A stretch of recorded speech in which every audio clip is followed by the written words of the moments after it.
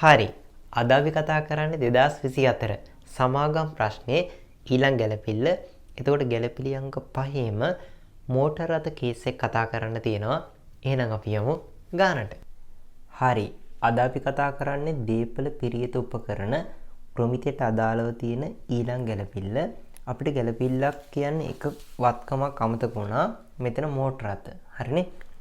මෝටර රථ වලට අදාළව මෙතන තොරතුරක් තියෙනවා. අපි ඒ ටික සෙට් කරගමු. හරිනේ. මෙන්න කියනවා දීපල පිරියත උපකරණවල විස්තර පහත පරිදි වේ. මෝටර රථ බලන්න. මෝටර රථ කෙලින් මෙතන තියෙනවා 24/3/31 දිනට. අගද මුලද? 24/3/31 කියන්නේ අග. මේ තියෙන අග කියලා ලියලා. අග දිනට පිරිවැය අගය. ඒ කියන්නේ ප්‍රත්‍යාගරණ අගය වෙන්න පුළුවන්. මේ අගය කියන්නේ ප්‍රත්‍යාගරණ අගය. හරි.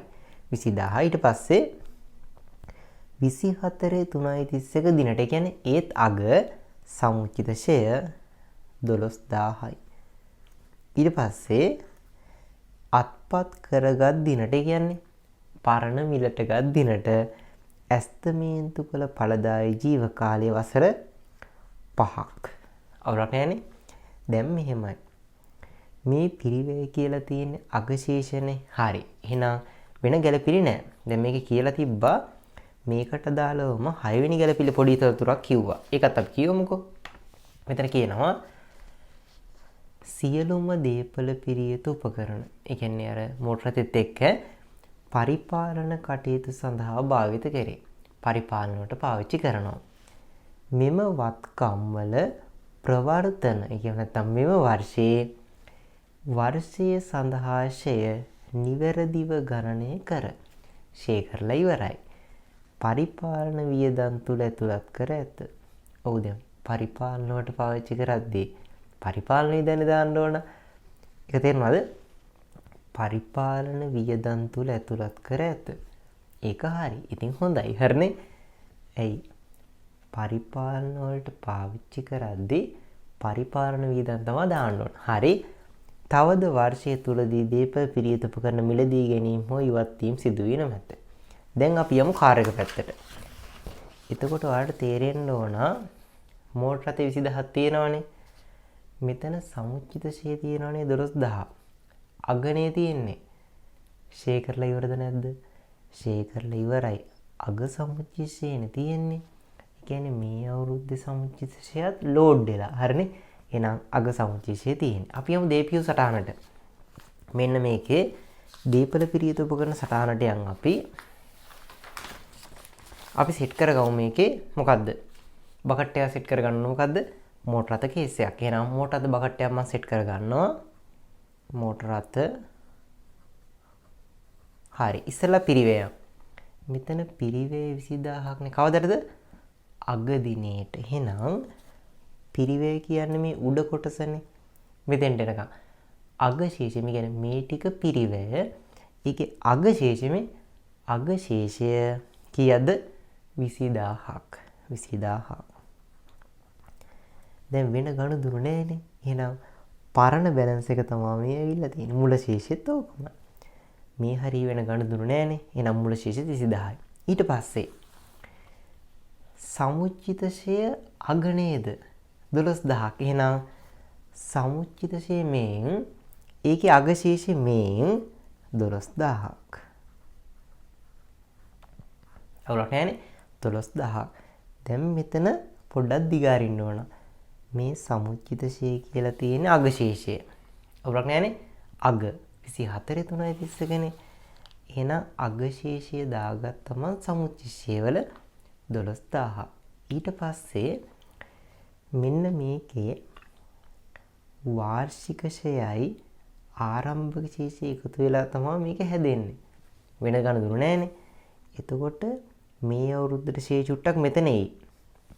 වාර්ෂික ෂේ කෙලින්. ආරම්භක ශේෂිකුත් එයි. ඒකත් මෙතන තියෙවි. හරිනේ. අපි දැන් හොයාගමු පොඩ්ඩක්. දැන් වාර්ෂික ෂේ හොයමුද? එහෙනම් වාර්ෂික ෂේ කොහොමද හොයන්නේ? මෙන්න මෙතන දීලා තියෙනවා අත්පත් කරගත් දිනට ජීව කාලය. එතකොට ඕගොල්ලෝ දන්නවනේ සූත්‍රය. කොහොමද යන්නේ? වාර්ෂික ෂේ හොයන සූත්‍රය මතකද? කොහොමද වාර්ෂික ෂේ හොයන්නේ? වාර්ෂික ෂේ හොයන්නේ පිරිවෙන් සුන්බුන්නගේ අඩු කරනවා. හරිනේ? සුන්බුන්නගේ අඩු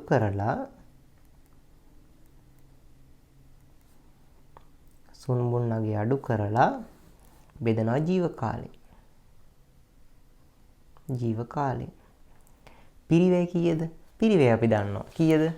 20000යි. අවුලක් නැහැනේ. පිරිවැය 20000යි. මේකේ සුන්බුන්නගයක් කියලා තිබ්බද? නෑ, සුන්බුන්නගයක් ගැන තොරතුරු නෑ. එහෙනම් ඉතින් බිංදුව දාමු. හරිනේ? සුන්බුන්නගේ බිංදුවයි. ජීව කාලය දීලා තියෙනවා. මේ බලන්න. අත්පත් කර දිනට ඇස්තමේන්තු කළ ඵලදායි ජීව කාලය වසර කීයද? 5යි. එහෙනම් 5න් බෙදමු. එහෙනම් 20000 5න් බෙදනවා. කීයද? එතකොට එක අවුරුද්දකට ෂේනවා 4000. වර්ෂයකට ෂේ 4000යි. ඒ කියන්නේ වාර්ෂික ෂේනේ. එහෙනම් මේ 4000 පුතෙන්ද දාගන්න. වාර්ෂික ෂේ දාන්න තැනක් තියෙනවා මේ බලන්න. වාර්ෂික ෂේ. හරිනේ. එහෙනම් ඒ කෙලින් 4000ක් දානවා. අවුලක් නැහැනේ. ඊට පස්සේ ආරම්භක ශේෂයේ සමුච්චය වල ආරම්භක ශේෂයට වාර්ෂික ශේ එකතු වුණාමනේ අග ශේෂය එන්නේ. සමුච්චය විතරක් හිතන්න. සමුච්චය ශේවල අග ශේෂ 12000ක් එනවා. ඒතර වාර්ෂික ශේ 4000ක් තියෙනවානේ. එතකොට ආරම්භ ශේෂය තිබිලා තියෙනවා කීයක්ද? 8000ක්. 8000යි 4000යි 12000යි. හරිනේ? ඔය විදිහට තමයි උත්තරේ එන්නේ. කියන්නේ මෙතන මේ ටික දිගාරින්න තිබ්බා. වාර්ෂික ශේ කපටිකමට හොයාගත්ත මේ සූත්‍රයෙන්. අවුලක් නැහැනේ. වාර්ෂික ශේ හොයාගත්තා. ඊට පස්සේ වාර්ෂික ශේයයි ආරම්භක ශේෂය එකතු වුණාමනේ අග ශේෂය එන්නේ. එහෙනම් 12000ෙන් තව 8000ම වදී. එහෙනම් 8000 දැම්මා. එහෙනම් මේක බැලන්ස් කරලා ඉවර කරමු. 20000න් 12000 ගියපුවාම කීයද? 8000යි. ඔච්චරයි එන්නේ. හරිනේ? 20000න් 12000 අඩු කරපුවාම 8000ක් එනවා. හරි. ඔච්චරයි. එතකොට මේකේ මතක තියන්න දේ තමයි මේකේ වාර්ෂික ෂේ වියදම් වලට දාන්නේ නැහැ. දාලා ඉවරයි. ඇයි ඒ? මෙන්න මේකේ අපිට අතිරේක තොරතුරු වල කිව්වා මේකේ වාර්ෂික ෂේ දාලා ඉවරයි. මේ බලන්න. මෙතන කියනවා සියලු දේපල පිරිය යුතු උපකරණ පරිපාලන කටයුතු සඳහා භාවිත කෙරේ. මෙම වත්කම් ප්‍රවර්තන වර්ෂයේ සඳහා ෂය නිවැරදිව ගණනය කර පරිපාලන වියදම් තුල ඇතුළත් කර ඇත. දැනටවත් දාලා තියෙන්නේ. ආයෙ දාන්න එපා. මෙතනදී උනේ අරෂේ හොයාගන්න ඕනේ.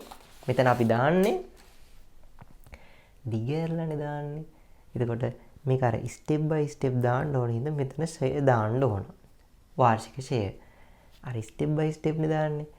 හැබැයි දැන් වාර්ෂික ෂය පරිපාලන වල දාලා කියන එක අවුලක් නැහැ. ඒක අර එක කුට්ටියේ තියෙන්න දෙන්න. අවුලක් නැහැනේ. හරි. එහෙනම් මේ විදිහට තමයි මේ ගැළපිලි ඉවර උනේ. ඒතර අපිට ඊට පස්සේ තමයි අපිට තියෙන අමාරු කොටසක්. ඒ කියන්නේ කල්බදු ගැළපිල්ල. ඒ කියන්නේ 6 වෙනි ගැළපිල්ල අපිට කතා කරන්න තියෙනවා මෙන්න මේක. එහෙනම් කල්බදු කේස් එකනේ. එහෙනම් කල්බදු කේස් එක අපි කතා කරමු ඊළඟ වීඩියෝ එකේ.